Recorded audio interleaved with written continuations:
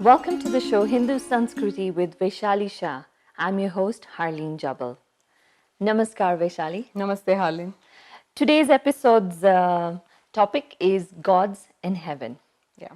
Let's begin with what is the concept of God in Sanatan Dharma? The God is something or someone who has created the universe, who has control over of our lives. I'm sure you know that we don't control our life and death. We cannot decide where we want to be born. We cannot choose our parents, our gender, nationality, or our color or the height. So you can imagine that we are definitely controlled by a factor which is we can envision as God, maybe because we are not controlling it. And in Hindu scriptures, the concept of God was defined so deeply that you will be surprised that every element of godly or the spiritual form or that superior form is explained so much in detail. So, as per, I can give you example of Srimad Bhagavatam. The concept of God is that Krishna or the Vishnu, as we call it as per Vaishnava sect, is the one who created Brahma, and then Brahma created the universe. So that factor who created Brahma is we call as God. So there are many gods. Then what is that all about? I think this is again a uniqueness of Sanatan Dharma, where we find that there are so many gods. But I can give you the example of school or the ministry. You have a president and then you have all the ministers. Similarly, there is one powerful God, which we call it as the Bhagwan. The concept of Bhagwan is the supreme. There is nothing beyond Bhagwan. Bhagwan is the one who has created the Devtas, which we call it as gods in today's language. But they are ministers who are given some rights and some powers to handle in the universe and to bestow upon humankind for the welfare of them.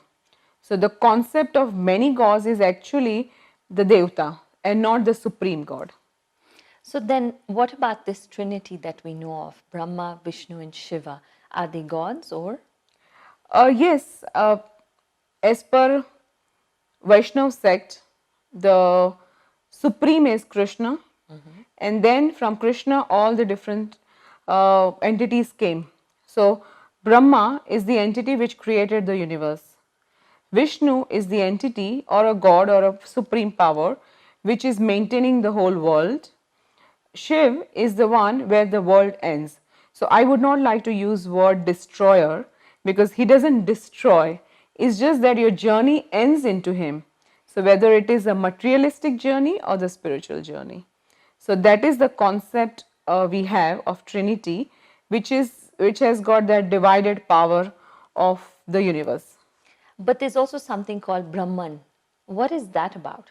Most of the school of thoughts which are there in India, they identify the supreme God as Brahman. Brahman is something which controls the whole universe, is something where we merge into it, and is something which is the supreme power.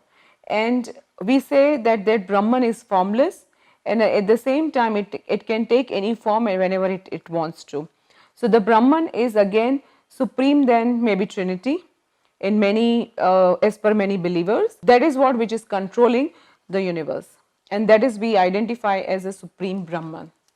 So when we have these gods, where are they living? Are they there right now? As I said that they are like different devtas. As per our scriptures, there are 33 crore devta, we call it as, which is like many millions devtas, and we wonder where do they live. But I can give you example of Indra Devta, which is the god of rain. The rain which we see is nothing but the presence of Indra Devta. Then we have Vayu Devta, which is like Varun Devta. So as you can see, the air is everywhere. So that is the job which is doing by them. Then we have Agni. So we see fire in so many places. We have fire inside our body, which is called Jatragni, and then we have fire outside as well. So that way, all the devatas, when we are talking about with some spiritual power, they exist in our life, exist in the universe. At the same time, it is believed that they exist in a form in the place which is above universe. So, what about when we say the word Paramatma? Because some people refer to God as Paramatma. Is there a difference? Yes, as per scriptures and the conceptually, Bhagwan is someone who has created the world and the universe and all. Paramatma is that super soul which resides in every human body or even any other body. I can give you the example of Srimad Bhagavatam. In second chapter, it is defined how the universe came into the existence. So that Krishna created Balram, and then Balram created another four entities, and then out of that Brahma was created. Then Brahma created four brothers, and he wanted him to take more forms, which they denied, and then Shiva came into existence. Throughout this process, the female force was always there, which is called Shakti, and then we believe that so Brahma created another female form which which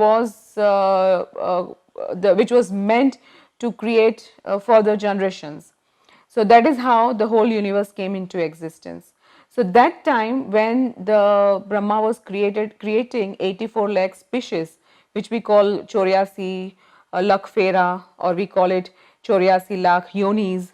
When it was getting created, that time that super soul came into that body, and that is what is called Paramatma. So conceptually, there is a difference between Bhagwan, Devta, and Paramatma. So, Sanatan Dharma addresses God as, what's the word you're using? We call it as Bhagwan. Bhagwan is the right word for the creator. So, Bhagwan is the ultimate, and you've mentioned 33 million devtas, and they have some sort of form and they are above the universe. Explain a bit more about them. This is very unique concept wherein we have Devta as presence in our life. As I explained that there are many Devtas who are given some powers, and when we invoke them through our fire sacrifice, which we call yagna or seva or puja, or in the temple when we perform any puja like say Rudrabhishek we do, or Navgraha Puja we do in the house, or we do Graha Shanti. So we invite those devtas through prayers and through a procedure. We request them that for whatever purpose we are inviting, we request them to be to remain present in the place and bless us. So their job is to bless us. So whenever we go to any devta and ask for any help, they are supposed to help us out, and that is their job. And but of course it is up to us how we invite, how lovingly we invite, how technically with the right mantras and the procedures we invite. Then of course it is their job to come and bless us. So that is one concept of devta, which people generally take it as that Hinduism has got so many gods, but they don't understand the difference that there is one supreme god and then there is devta. As I said, there are more than 33 crore devta, we call it as. So every entity we have, like for example air, rain, our species, even our body has a different for powers and forms. There are supreme devtas which is residing in us or maybe controlling us. So that concept which is existing only in Indian scriptures. Then, what about Lord Ganesha? Where does someone like him fit in? For example, as I said, devtas are supposed to be doing one particular job. Sri Ganesh is the devta of remover of obstacles. Vignaharta we call it as. Whenever there is an auspicious ceremony happening anywhere in the office or in the house or in the temple, Ganesha is the first god who we have to pray to, because he's been given that power that he'll be prayed first above all the other devtas, and second he's the remover of obstacles, as I said, Vignaharta. So that way, like say Hanumanji is also there is someone who helps who gives us strength, who gives us wisdom, who's the best, say, follower of Ram, who gives us bhakti. So that way, all the devtas have similar kind of jobs, and their role is very important in our lives, and we have to pray them as per the requirement. Their role is important. They're giving blessings. But do you have the concept of heaven and hell? Yes. The general or the Western concept of heaven and hell is that if you do good, you go to heaven, and if you do bad, you go to hell. Our concept of heaven and hell is different. Even in heaven, there are many stages and there are many loka where you, after you leave your material body, you go there, you stay there. So whether it is temporary or permanent, it depends on the place where you have gone to, and also depending on the karma you do it. So our swarg is not something where you get hundreds of women and lots of food, and it's not about that.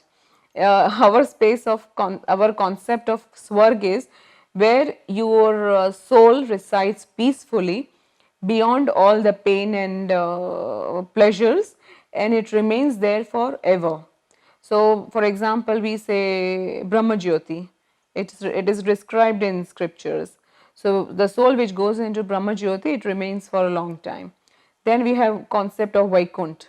Now, as per Vaishnav sect, Vaikunt is the place where you remain in the presence of Krishna. So that is where he is doing all his leela, you are part of that thing, but you don't merge into it.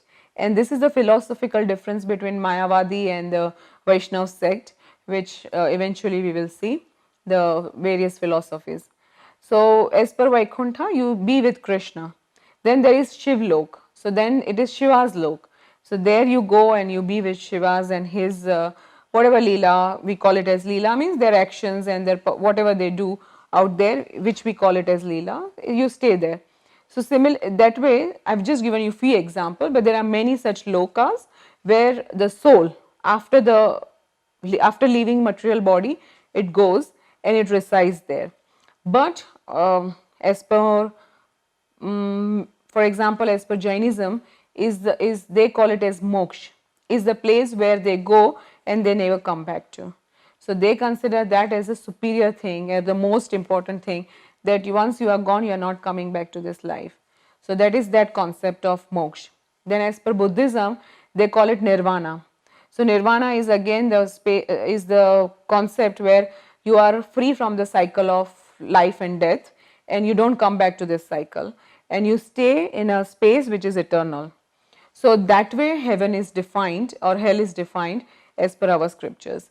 But it is very interesting to differentiate between Indian and Western philosophy, that in Western philosophy it's all about having women and food and wine and all that, which is not valid in our case. You've given a few examples of what you're calling the lok. How does one get to a better lok or a less lok? What are they doing to get there? The reason we are born or we are into this and we are entangled into a body is because we are supposed to complete some journey. The journey about elevating our soul from this material level to the spiritual level. So first is of course your karma, what you do. Now scriptures have defined what is good karma and bad karma very clearly. Somewhere it is very universal about not killing anyone, being nice to the people, not cheating and all that. Those are very basic concept of karma or good deeds. But ours is much beyond. Like second level would be all our religious karma. So that basically gives us the strength of not performing any pap or not doing anything wrong. That's one way of doing it. The third level, maybe I can put it as, is that all the Vedic karma, all the havans and all that, which actually for meant to bless us, that they, when you will perform any yagna or puja or something, it gives us some benefit. Then beyond something that is maybe meditation and yoga and being with yourself, controlling your senses, being in charge of your own thought, karma and language and whatever we do. So that is another level. So our job is to elevate our soul in such a way that finally we end into a place which is beyond pain and pleasures, which is beyond all the relationships and all the our other attachment. So that is how you elevate it. Excellent. That's been quite insightful, and I'm sure we're going to unravel many more such knowledge in the coming episodes.